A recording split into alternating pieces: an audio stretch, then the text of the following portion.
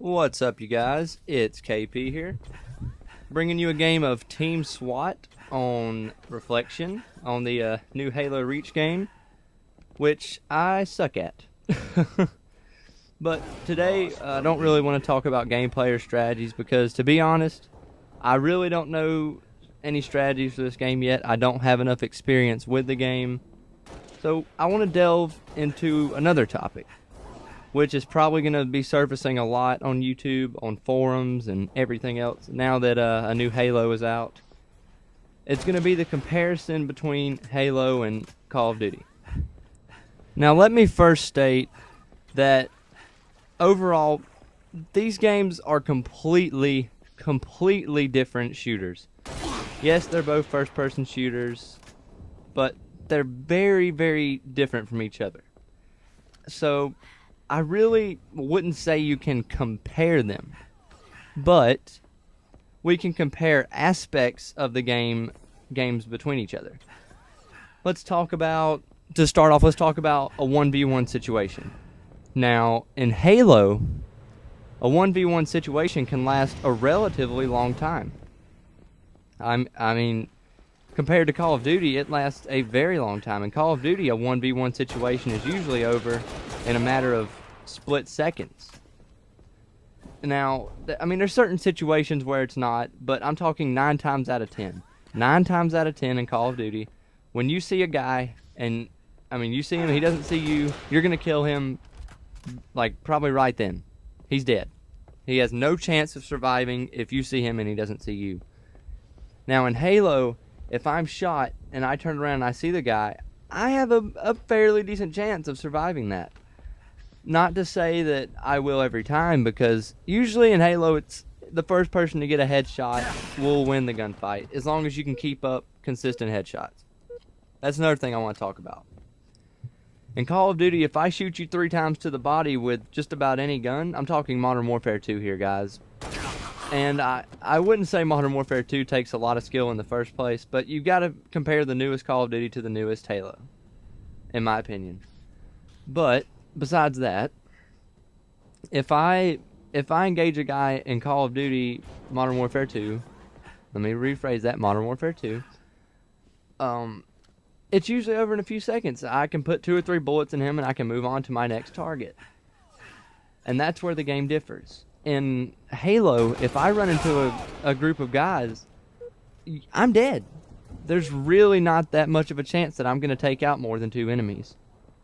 Probably not even 2, to be honest. It's such a balanced game that you can't just dominate an entire team by yourself.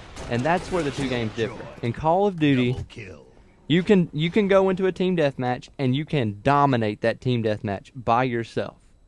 You go into a team slayer on Halo, very unlikely that you're going to win that game by yourself. I'm talking in Call of Duty, you have kill streaks. That's the main difference between the 2 games. Halo, there's no kill streaks. You get your kills, and you alone get your kills. In Call of Duty, if I get 5 kills, I got a Predator missile. That's another 6 or 7 kills. I get a Harrier. And then I get, say, a Chopper Gunner. I wind up with a 30-2 score, but I only got maybe 15 kills with my actual gun. And I got the rest with my kill streaks. And that's where the 2 games differ.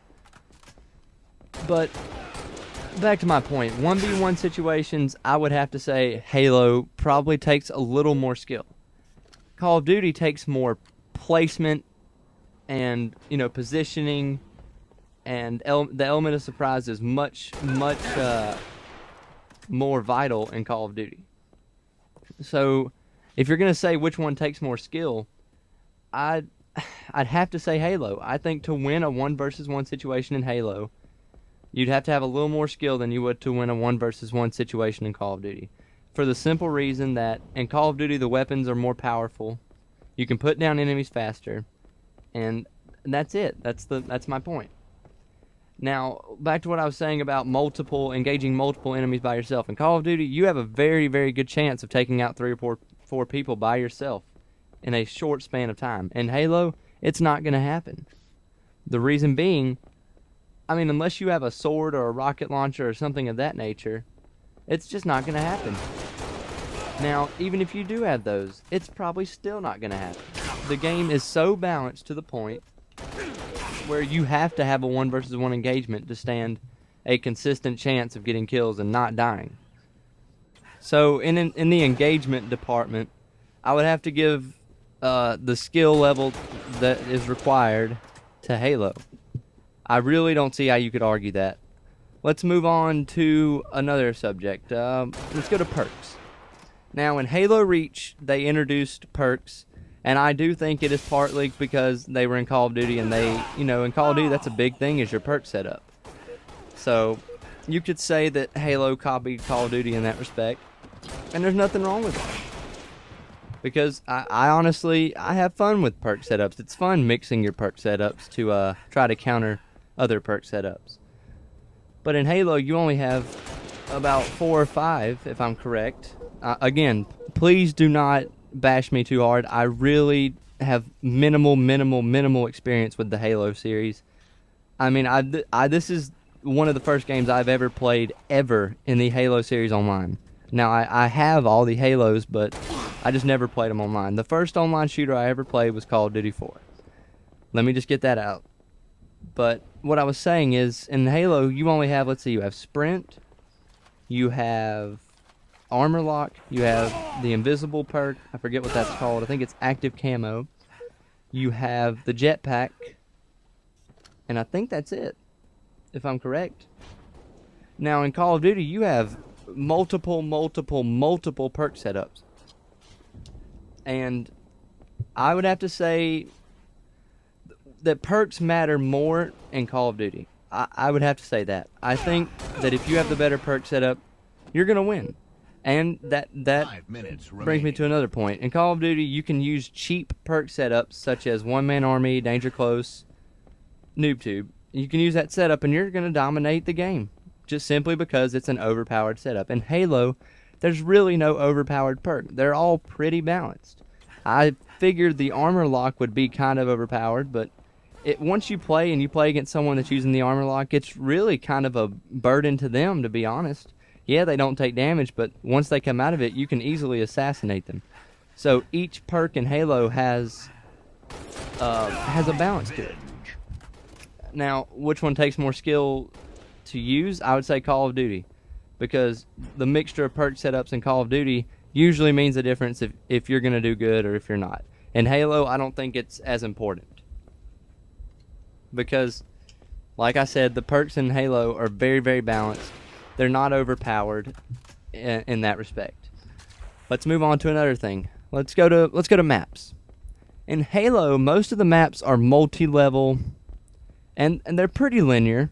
I mean, they're pretty much like reflections of each other, especially this map. This map is, I mean, it's basically the same thing in all 4 corners.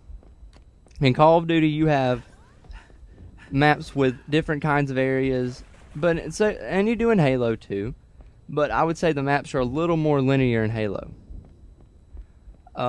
Which game, well, what does that mean? How does that compare to which game takes more skill? I think that Halo honestly takes more map knowledge, even though the maps are more linear, and here's the reason why. In Halo, there are power weapons, such as the sword, such as the rocket launcher, such as the shotgun. In order to get those weapons, you have to know where they are, you have to be able to control the area that they're in, and you have to be able to keep them to do well. In Call of Duty, there's no just random weapons laying around unless you want to count gun turrets.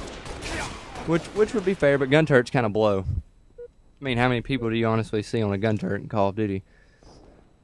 But what my point is, I think that map control is probably more important in Call of Duty, but it's very important in Halo also. Because map control in Halo means controlling the power weapons. If your team controls all the power weapons, or at least 2 out of 3, your team's probably going to win. In a Team Slayer situation, that's what I mean. Objective game types, that's hard. I would say they probably require equal skill in objective game types. I think in both games, in objective game types, it's about who has better map control, who has better strategy, and who has better communication. So on that part, I would say that the map, knowledge of the maps and map control is probably about even between the 2 games. What else? What else can we talk about here to compare them? We can talk about the guns, but that would be a very, very easy thing to talk about. In Halo, you all start with the same gun. And I apologize right here. I didn't know that the screen would go dark when I was recording from the theater mode, and I really apologize. I didn't notice it until, I don't know how long it took me to notice it, actually. That's really bad. I apologize, guys. But, back to my point. In Halo, you start with the same weapons. Everyone starts with the same exact weapon. And in some cases, you all start with the same loadout. So, I think Halo is more balanced in that point. And usually when a game is more balanced, it takes more skill to do well in that game. Call of Duty, if someone starts with a Vector and I start with a UMP, I'm going to win just about every gunfight I engage with that enemy in. In Halo, if we both have the same gun and the same loadout, we have the same chance of killing each other. It just comes down to who is more skilled. So, with the guns, I would say Halo takes more skill with the gunplay. Just because everyone has the same gun. I mean, that's really about it, guys.